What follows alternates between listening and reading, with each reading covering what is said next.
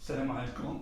Dans cette vidéo, Inch'Allah, on va voir quelques propriétés des vecteurs et on fera un exercice d'application. Ala barakatillah.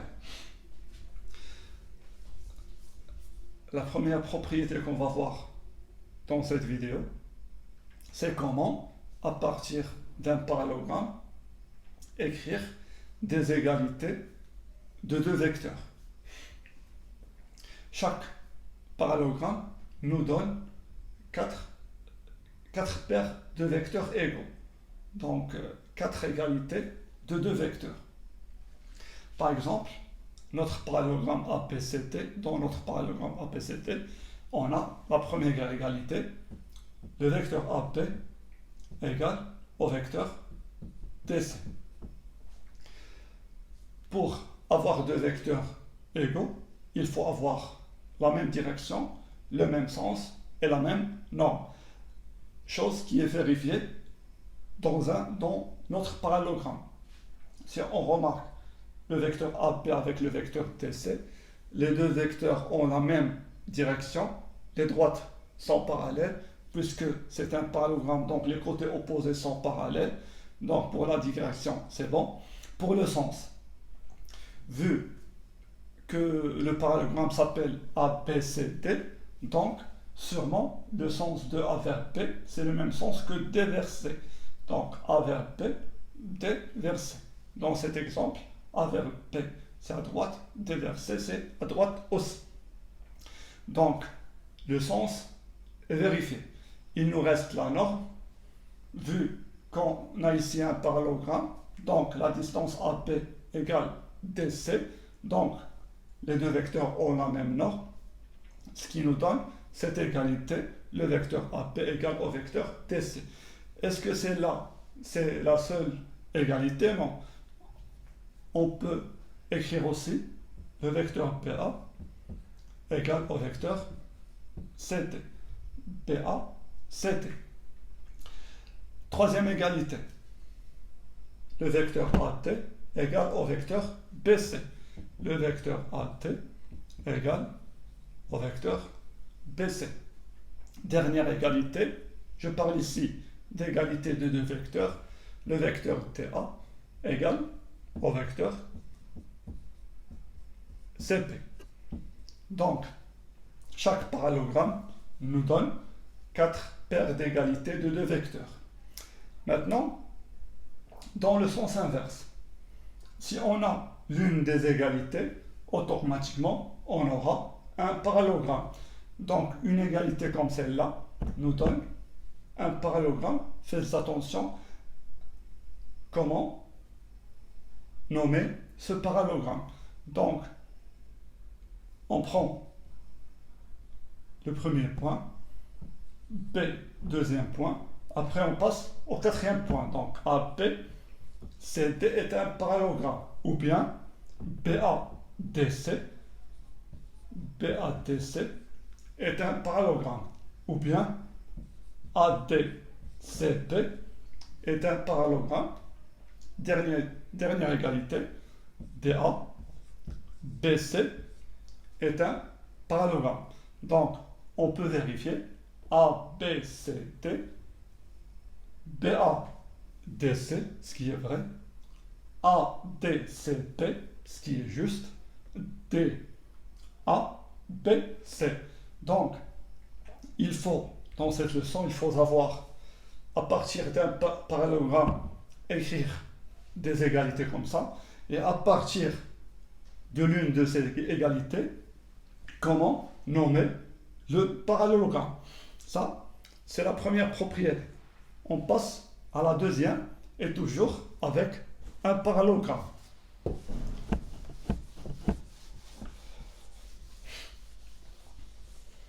Deuxième égalité, ici, on aura un seul vecteur égale la somme de deux vecteurs. Donc, le vecteur AC égale au vecteur AP plus AD. Et comment écrire une égalité de cette forme sans faire des erreurs? Ici, on choisit un point quelconque, A, P, C ou T, comme vous voulez. Par exemple, je choisis le point P. Donc, ça sera l'origine des trois vecteurs égale la somme de deux vecteurs. Premier vecteur, son origine, c'est le point P. Deuxième vecteur, son origine, c'est le point P. J'écris ici un vecteur à partir du diagonal. Donc, j'ai le point P, je ne peux pas écrire PC ici. Je ne peux pas écrire A. BA, non. Je dois écrire BD. Donc ici, c'est la diagonale. Maintenant, il me reste les deux derniers points. Donc j'ai écrit déjà B, j'ai écrit D. Il me reste A et C. Donc je peux écrire A ici ou bien ici, et C dans l'autre côté. Donc j'écris A ici, et C ici. Pourquoi? Parce que la somme est commutative, même au vecteur. Donc c'est une façon pour écrire une bonne égalité à partir d'un parallélogramme. Un autre exemple, soit disant je commence par le point C, donc égal C plus deuxième vecteur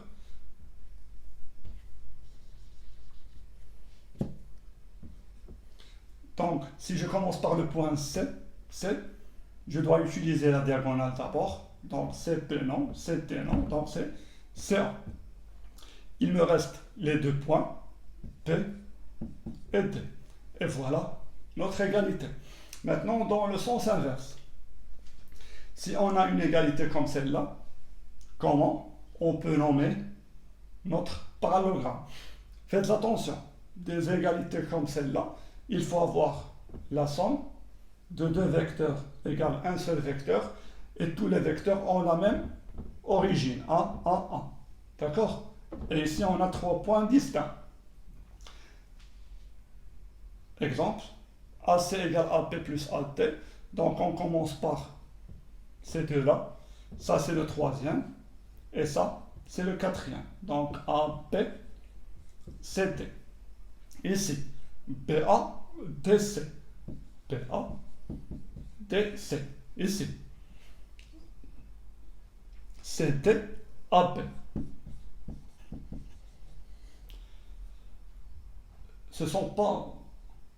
C'est pas la seule façon de nommer ce quadrilatère. Il y en a d'autres justes. Donc, on vérifie. ABCD, c'est bon. BADC, c'est bon. CDAB, c'est bon. Sinon, on peut faire un croquis. Par exemple, j'ai cette égalité. Je prends un autre exemple. Donc, avec d'autres points. Donc, supposons Mn, le vecteur Mn, égale au vecteur Mp plus vecteur Mc. Comment savoir le nom du parallélogramme? Soit Mp, je commence par MPNC, MPNC, ça sera notre parallélogramme, ou bien je fais une figure à main levée dans un touillon. Donc ça, c'est la diagonale MN, P, C. Donc, MP, MC. Maintenant, on passe à l'exercice.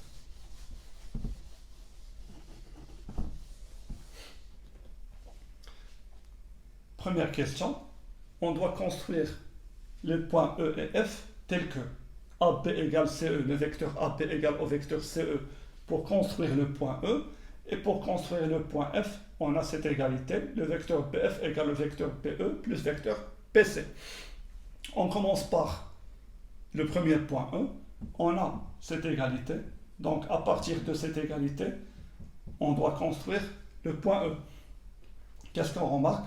C'est une égalité qui nous donne un parallélogramme. C'est quoi comme parallélogramme? C'est APEC. Donc APEC est un parallélogramme si on a cette égalité.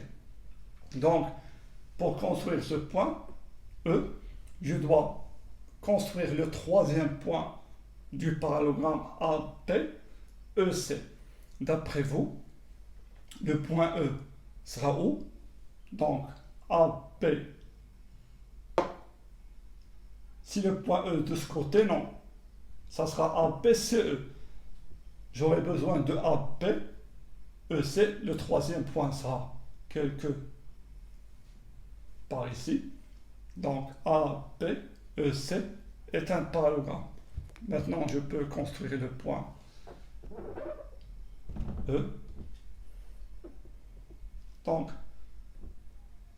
puisque ces deux vecteurs sont égaux, il faut avoir la même direction, le même sens à droite et la même norme. Il faut que ces longueurs-là soient égales. Ici, on fait le point E. Vous pouvez utiliser un compas. Donc, vous mesurez cette longueur.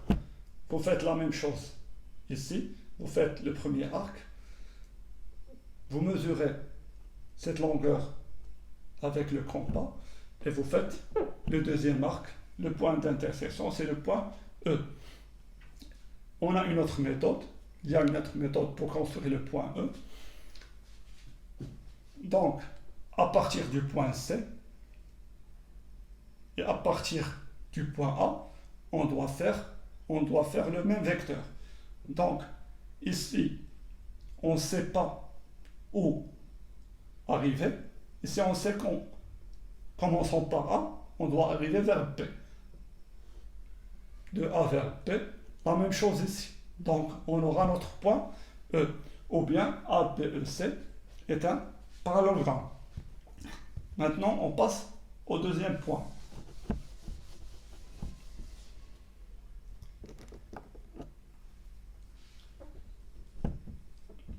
Le vecteur BF égale au vecteur BE plus vecteur BC. Première méthode. Cette égalité nous donne un parallélogramme. Comment je le sais? La somme de deux vecteurs égale au troisième vecteur. Les trois vecteurs ont la même origine et on a ici trois points différents. Donc, notre parallélogramme, c'est BEFC.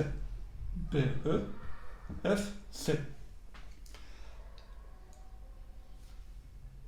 On a déjà les points BE et C et on aura besoin de notre point F.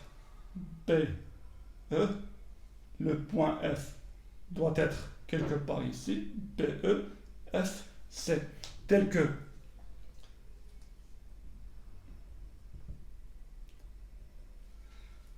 si on veut que BEFC soit un parallélogramme, soit ces vecteurs-là doivent être égaux, soit ces deux vecteurs-là doivent être égaux, soit on peut utiliser le vecteur BC avec EF ou bien BE avec CF. Moi, je vais utiliser le vecteur BC, donc BC égale au vecteur EF pour avoir notre parallélogramme. Donc, ces deux vecteurs-là doivent avoir la même direction, donc les deux droites doivent être parallèles, le même sens vers le bas et la même avec la même norme. Donc, je vais essayer de tracer la parallèle.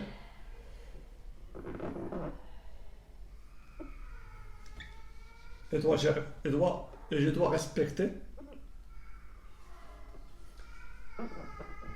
la norme. Donc, c'est le point F. Et comme ça, on a notre parallélogramme BEFC. Deuxième méthode pour construire le point F. Donc, à partir du point P, j'ai mon marqueur au point P. Pour arriver au point C, je dois effectuer deux vecteurs. Premier vecteur, donc je dois glisser mon marqueur du point P au point E. Chose faite. Après, à partir du point E, je dois faire un vecteur égal au vecteur BC. Donc je suis loin du point P. Donc à partir de mon point d'arrivée, je dois faire un vecteur égal à BC. Donc j'arrive à ma destination, c'est le point F. Donc la figure, c'est ça. C'est bon pour la première question. Maintenant, on passe à la deuxième question. On doit montrer que AF, le vecteur AF, égale au vecteur AE plus vecteur AD. On remarque que cette égalité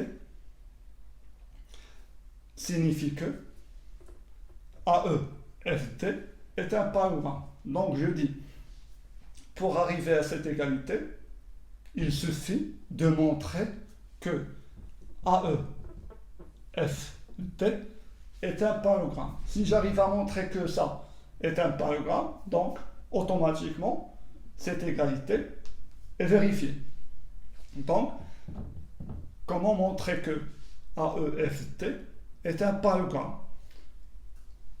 En montrant qu'on a deux vecteurs égaux dans ce quadrilatère AEFT. Par exemple, si je peux montrer que les deux vecteurs AD et EF sont égaux, alors AEFT est un parallélogramme. Par suite, le vecteur AF égale la somme des deux vecteurs AE et AD. Donc, je simplifie la question. Je n'ai pas encore répondu à la question. Donc, pour montrer ça, je peux montrer, au lieu de montrer ça, je peux montrer ça.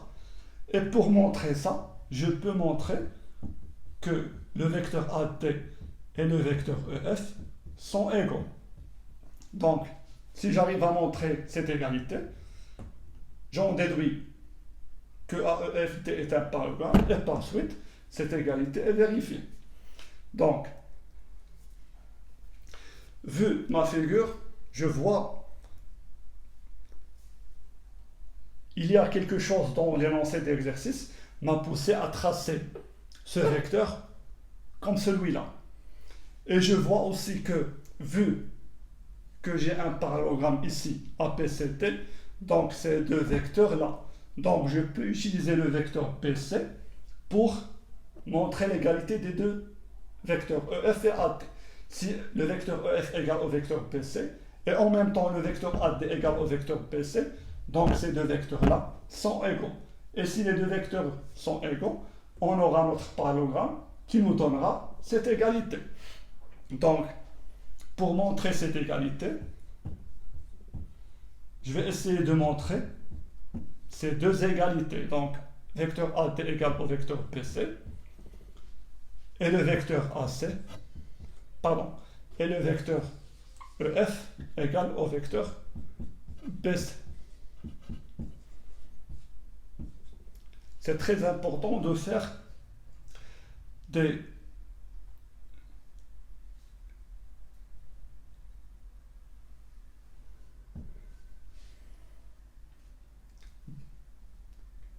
égalités comme un brouillon ou bien un essai comme celui-là avant d'écrire notre démonstration.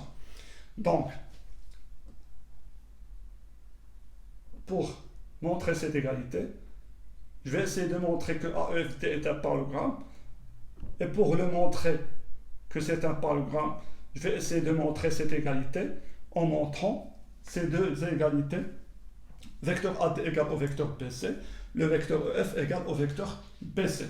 Ça, c'est très facile, vu qu'on a notre parallélogramme APCD. Donc APCD, à partir du parallélogramme APCD, on a cette égalité. Et pour cette égalité, comment on peut faire? EF. La chose qui nous a poussé à construire ce vecteur égal à ce vecteur-là, c'est cette égalité. Donc, BF, le vecteur BF égale le vecteur PE plus PC, nous donne un parallélogramme BEFC BEFC, et puisque BEFC est un parallélogramme, donc cette égalité est juste. Donc, BEFC parallélogramme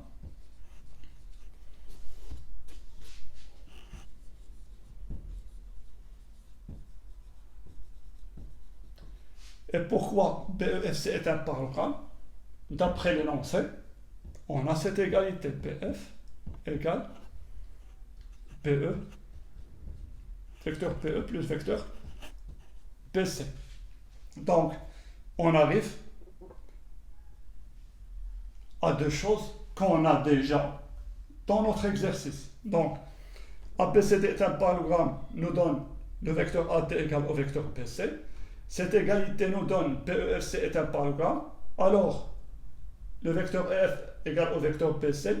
Ces deux vecteurs-là sont égaux au vecteur PC. Donc, ils sont égaux. Alors, AEFD est un parallélogramme. Par suite, le vecteur AF égale la somme des deux vecteurs AE plus AD.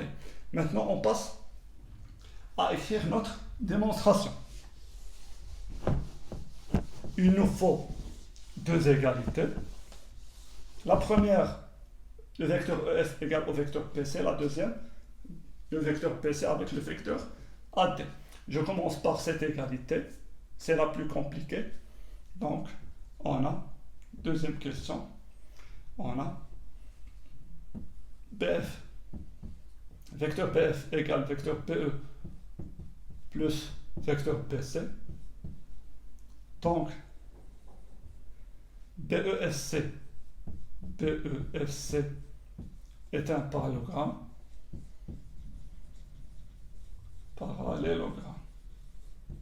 Ce n'est pas la seule méthode, il y a d'autres méthodes.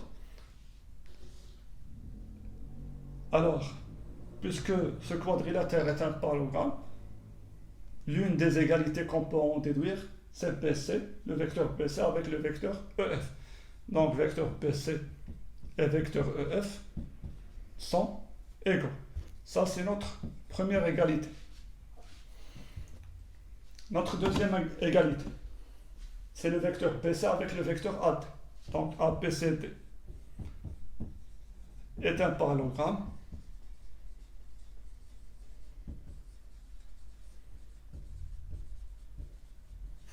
Donc, le vecteur AD égale au vecteur BC. Première égalité, deuxième égalité. Ici, on a deux vecteurs ADEF qui sont égaux au même vecteur BC. Alors, les trois vecteurs sont égaux. Ici, on aura besoin seulement du vecteur AD avec vecteur EF de 1 et 2. Le vecteur AD égale au vecteur EF. D'où une égalité comme ça. Donc AEFD est un parallélogramme. Ou bien ADFE est un parallélogramme. D'où ADFE est un parallélogramme.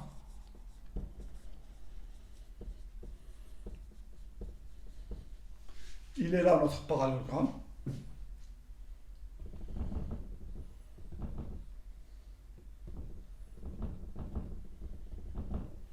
ADFE, AEFD.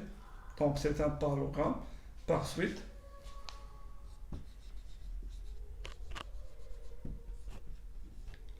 à partir de ce parallélogramme, on peut écrire le vecteur AF égale au vecteur AE plus le vecteur AD. Donc à partir du diagonale AF, on aura le vecteur AF égale AE, le vecteur AE, plus le vecteur AD. Cette vidéo est terminée. Salam alaikum wa rahmatullah.